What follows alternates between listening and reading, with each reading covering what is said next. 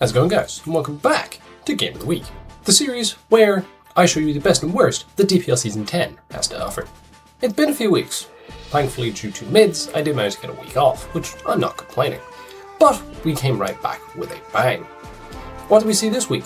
Well, we saw that Karma's a bitch, as someone dropped by a team defeats them immediately the week after, thanks to double Custap berries. We saw groundbreaking new berry tech unveiled with Enigma Berry used twice in the same series. And it was a pretty disastrous week for Belly Bolt stocks, as one led to a sub-TD Dragapult 6-0ing off of lead, and we learned that maybe Ryan was better off not bringing Muddy Water all the way back in week 2.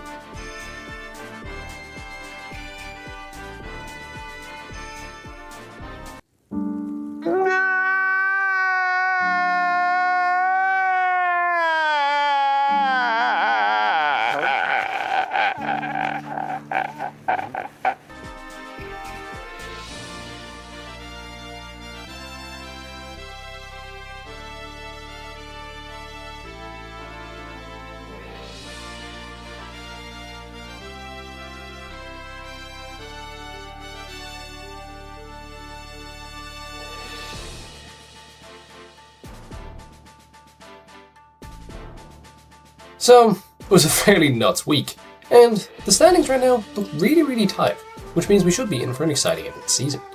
But that's not really fun for me to talk about here. Instead, I'm going to focus on a game as we finally hop into the Sword and Shield Gauntlet, as we see Venga of the Draft Dodgers take on Glop of the Scovillains for our Game of the Week this week. It was a pretty high stakes matchup, especially with Scovillains' current position in the standings, and overall, it was a pretty good game to unveil, so I'm looking forward to breaking it down for you guys. If you guys have been enjoying this Game of the Week content, please do let me know by leaving a like, subscribing to the channel, and all that good old YouTube stuff.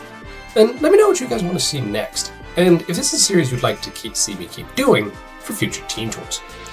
Anyways, that is enough rambling from me. Let's get into this matchup. On paper, this is a pretty interesting matchup here, as Venga's team consists of Weavile, Melmetal, UC, Dragonite, Keldeo, Stunfisk, Eldegoss, and Roboteeth, whereas Glop's draft consists of Mew, Celesteela, Tapu Fini, Nihilego, Ferrothorn, Zygarde 50%, Spiritomb, and Sneasel. And right off the bat, it looks like quite an even matchup.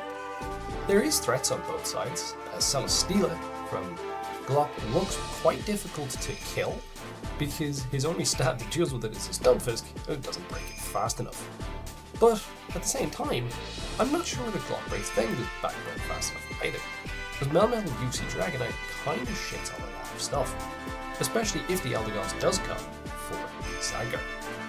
Weavile's offensive matchup is also pretty okay, it just has to be careful about the Iron Bar Wacky Helmet stuff from the Ferrothorn. The Mew is definitely the wild card, because something like Nasty Vacuum Wave looks really strong, but is it going to get through the UC fast enough?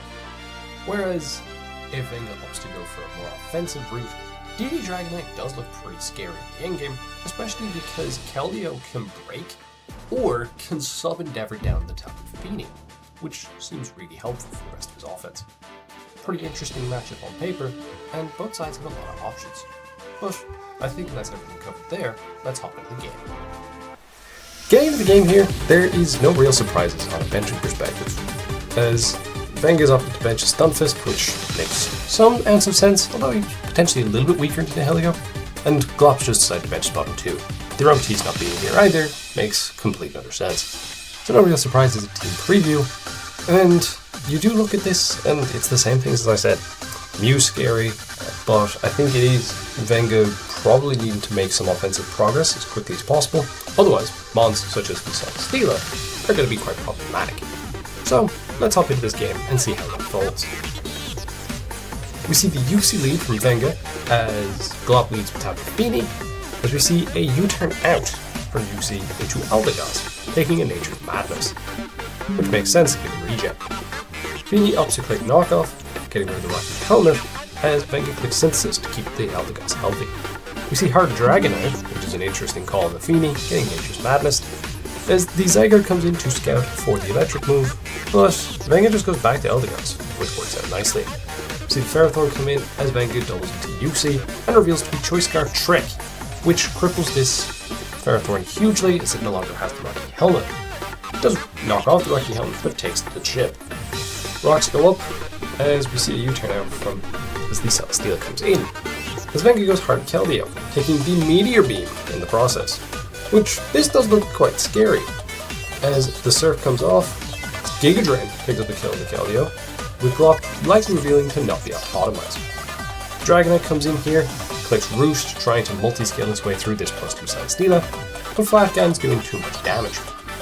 He tries roosting a couple more times, but this is asking for a Spadef drop, so instead he does just click Flamethrower for the damage and sacks off the Dragonite. As we then see the Weavile come in here to revenge this Selly. And right off the bat, there's serious progress made here by Glop. The Celesteela being as problematic as we expected, and losing two of his best offensive pieces that early in the game for the sake of one Celesteela and I guess a trick on the Ferrothorn isn't exactly ideal, so Glop's very much the driver's seat here. Beanie comes in, takes the hazards, as we see the Eldegoss come back in, taking Nature's Madness once again. The Mew comes out this time, as we see a Leech Seed from the Eldegoss. Not worried about the Ferrothorn, as Uxie comes in on yet another Meteor Beam here from Glop. I don't know what this man has with Meteor Beam, but it's safe to say that after the whole Cinderace on Mew thing back in week 1, he's really trying to prove a point. As we see the Leech Seed come off, as we see an Encore here from Uxie with speed, which works out very nicely. As the Meteor Beam comes off once again, and Uxie can just U-turn out here into Melmetal, which takes this +2 Meteor Beam pretty easily, and gets some Leech Seed recovery. So Glop decides to preserve his Mew and go into Ferrothorn, as Venga calls it out with a nice play, clicking Superpower, also revealing to be Protective Pads, a sensible bring here. As Glop then decides to sack the Mew the following turn to the Double Iron Bash. Zygarde comes in here for the first time. Well, there was the point of double, but now we get to see that it's Coil this week. He clicks Extreme Speed knowing he's going to get Encored, as we see the Life Orb reveal, as the Encore comes off. Eldegoss comes in, as the Feeny comes in on Glop's end. So Venga's fighting his way back into this game. Another Nature's Madness, as we see the Energy Ball rather than Grass Knot, which is an interesting discussion point, as Energy Ball potentially didn't break certain subs on Zygardes. So it's interesting that he went for Energy Ball rather than Grass Knot, because something like Sub Coil could have been problematic. But I guess he didn't want to have to deal with the Rocky Helmet Iron Barbs chip from the likely switching of the Ferrothorn. Nihilego comes in for the first time here on the Synthesis, and this thing looks quite scary, as Venga's forced to sack the Uxie, but rocks go up, which is huge here. Swaps out immediately, making you think it might be Scarf, as the Encore comes off. Another U-turn from this Uxie back into the Eldegoss, as the Coil comes in from the Zygarde, which reveals to be Scale Shot here, which does massive damage, but only 3 hits to not take out the Eldegoss. As we see the Energy Ball do 21, which reflects what I said. Uxie comes in here because he knows the second Scale Shot is game ending, but 1,000 Arrows is clicked. We do see the swap out and the sack of the Ferrothorn from Glop on the Ice Shard, as here we are just going to see the Nihilego come back in and show its Choice Scarfness. Except Glop makes a good play and doubles into Zygarde on the obvious Melmetal, because Scarf Power Gem is too scary otherwise. And here we're just going to see the same thing, another Coil, and then picking off this Eldegoss with Scale Shot. As he's forced into the Weavile to revenge, obviously. And this is just going to take an extreme speed in the process, doing 83 as the Ice Shard breaks it off. And we are going to see the Nihilego come back in here, it's able to lock itself into Thunderbolt, picking off the Weavile. And Melmetal is not going to be able to deal with these last two, as Thunderbolt does a massive 43, dies the Double Iron Bash, but the Feeny is able to come in and clean up the game by clicking Surf, giving Glop a really tight 1-0 victory. Honestly, this was a really well played game on both sides. Glop made really good progress early with that Celesteela, as the Meteor Beam just worked perfectly. Venga fought his way back into it after losing 2 of his slightly more progress making pieces, as we did see like the Encore Uxie worked out quite nicely, the Eldegoss sat there at the right times, and Mons, like the Weavile and the Melmetal made good progress. Melmetal particularly getting that hit off the superpower off of Ferrothorn changed this game a little bit on its head, but Glop kept calm, he knew what he had in the back, and some really nice doubles with that Life Orb side guard put the pressure onto the Eldegoss that was needed, and once the Eldegoss did go down and Weavile was forced to take +1 E-speed, the game did look a bit of a wrap once Scarlet Hildigo was revealed.